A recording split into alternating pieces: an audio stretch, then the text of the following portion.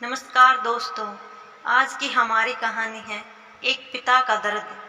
आज Poonam love marriage कर अपने पापा के पास आई और अपने पापा से कहने लगी, पापा मैंने अपनी पसंद के लड़के से शादी कर ली। उसके पापा बहुत गुस्से में थे, पर वो बहुत सुलझे शख्स थे। उसने बस अपनी बेटी से इतना कहा, मेरे घर से निकल जाओ। बेटी ने कहा, अभी इनके पास कोई काम नहीं है, हमें रहने दीजिए, हम बाद में चले जाएंगे। पर उसके पापा ने एक नहीं सुनी और उसे घर से बाहर कर दिया। कुछ साल बीत गए। अब पूनम के पापा नहीं रहे और दुर्भाग्यवश जिस लड़के ने पूनम से शादी की वो भी उसे धोखा देकर भाग गया। पूनम की एक लड़की एक लड़का था। पूनम खुद का एक रेस्टोरेंट चला रही थी जिससे उसका जीवन यापन हो रहा था। पूनम को जब ये खबर हुई उसके पापा नहीं रहे तो उसने मन में सोचा, अच्छा हुआ मुझे घर से निकाल दिया था, दर दर की ठोकरें खानी छोड़ दिया। मेरे पति के छोड़ जाने के बाद भी मुझे घर नहीं बुलाया। मैं तो नहीं जाऊंगी उनकी अंतिम यात्रा में। पर उसके ताऊजी ने कहा, पूनम हो आओ, जाने वाला शख्स तो चला गया, अब उनसे दुश्मनी कैसी। पूनम ने पहले हाँ ना किया, फिर सोचा चलो हो आती हूँ, देखूँ तो जिन्होंने मुझे ठुकराया वो मरने के बाद कैसे सुकून पाता है। पूनम जब अपने पापा के घर आई तो सब उनकी अंतिम यात्रा की तैयारी कर रहे थे, पर पूनम को उनके मरने का कोई दुख नहीं था। वो तो बस अपने ताऊजी के कहने पर आई थी। अब पूनम के पापा की अंतिम यात्रा शुरू हुई। सब रो रहे थे पर पूनम दूर खड़ी हुई थी। जैसे तैसे सब कार्यक्रम निपट गया। आज पूनम के पापा की 13वीं थी। उसके ताऊजी आए और पूनम के हाथ में एक खत देते हुए कहा, ये तुम्हारे पापा ने तुम्हें दिया है, हो सके तो इसे पढ़ लेना। रात हो चुकी थी, सारे मेहमान जा चुके थे। पूनम ने वो खत निकाला और पढ़ने लगी। उसने सबसे पहले लिखा था, मेरी प्यारी गुड़िया, मुझे मालूम है तुम मुझसे नाराज हो, पर अपने पापा को माफ कर देना। मैं जानता हूँ तुम्हें मैंने घर से निकाला था, तुम्हारे पास रहने की जगह नहीं थी, तुम दर दर की ठोकरें खा रही थी, पर मैं भी उदास था, तुम्हें कैसे बताऊं। याद है तुम्हें जब तुम 5 साल की थी तब तुम्हारी माँ हमें छोड़ के चली गई थी।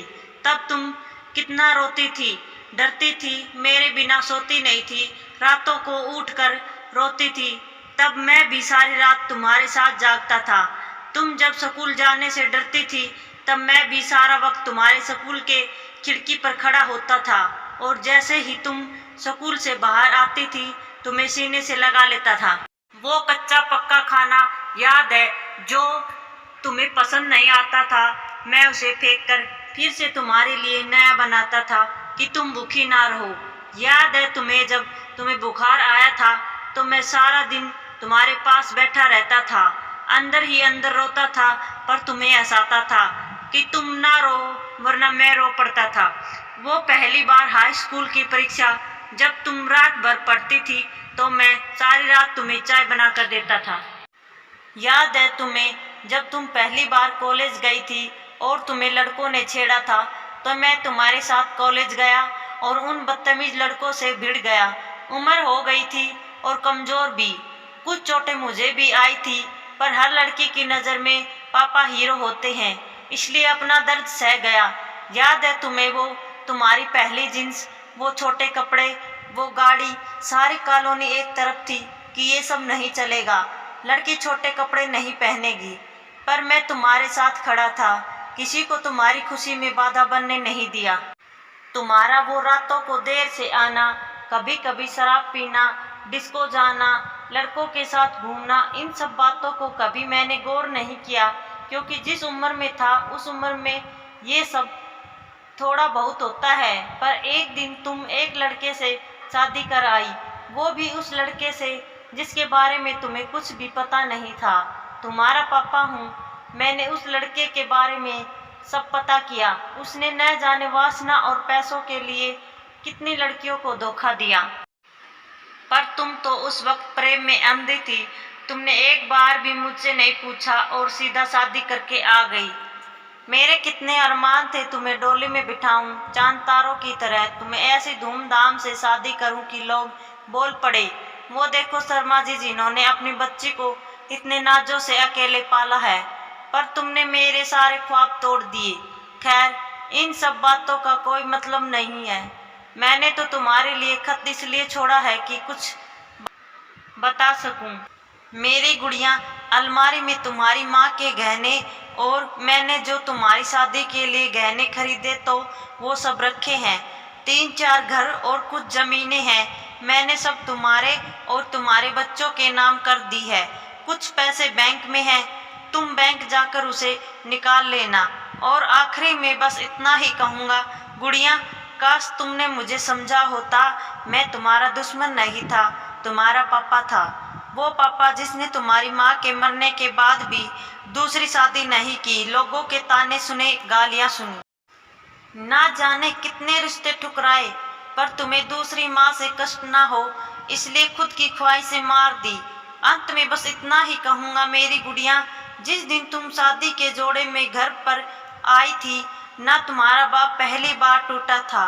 तुम्हारी माँ के मरने के वक्त भी उतना नहीं रोया जितना उस वक्त, और उस दिन से हर दिन रोया, इसलिए नहीं कि समाज, जात, परिवार, रिश्तेदार क्या कहेंगे। इसलिए वो जो मेरी नन्ही सी गुड़िया सुसु तक करने के लिए सारी रात मुझे उठाती थी, पर जिसने शादी का इतना बड़ा फैसला लिया पर मुझे एक बार भी बताना सही नहीं समझा। गुड़िया, अब तो तुम भी माँ हो, औलाद का दर्द, खुशी सब क्या होता है, वो जब दिल तोड़ते हैं तो कैसा लगता है। ईश्वर तुम्हें कभी ना ये दर्द की शक्ल दिखाए। एक खराब पिता की समझ के मुझे माफ कर देना मेरी गुड़िया, तुम्हारा पापा अच्छा नहीं था जो उसे इतना बड़ा दर्द दिया। अब खत यहीं समाप्त कर रहा हूँ, हो सके तो माफ कर देना। और खत के साथ एक ड्राइंग लगी थी जो खुद कभी पूनम ने बचपन में बनाई थी, और उसमें लिखा था, आई लव यू मेरे पापा, मेरे हीरो, मैं आपकी हर बात मानूंगी। पूनम रो ही रही थी, उतने में उसके ताऊजी आ गए। पूनम ने उन्हें रोते रोते सब बताया, पर एक बात उसके ताऊजी ने बताई। उसके ताऊजी ने कहा, पूनम, वो जो तुम्हें रेस्टोरेंट खोलने और घर खरीदने के पैसे मैंने नहीं दिए थे, वो पैसे तुम्हारे पिताजी ने मुझसे दिलवाए थे, क्योंकि औलाद चाहे कितनी भी बुरी हो, माँ बाप कभी बुरे नहीं होते।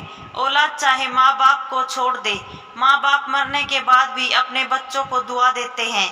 दोस्तों, पूनम के पापा को सुकून मिले या नहीं मुझे नहीं पता, पर उस खत को पढ़ने के बाद शायद सारी जिंदगी पूनम को सुकून नहीं मिलेगा।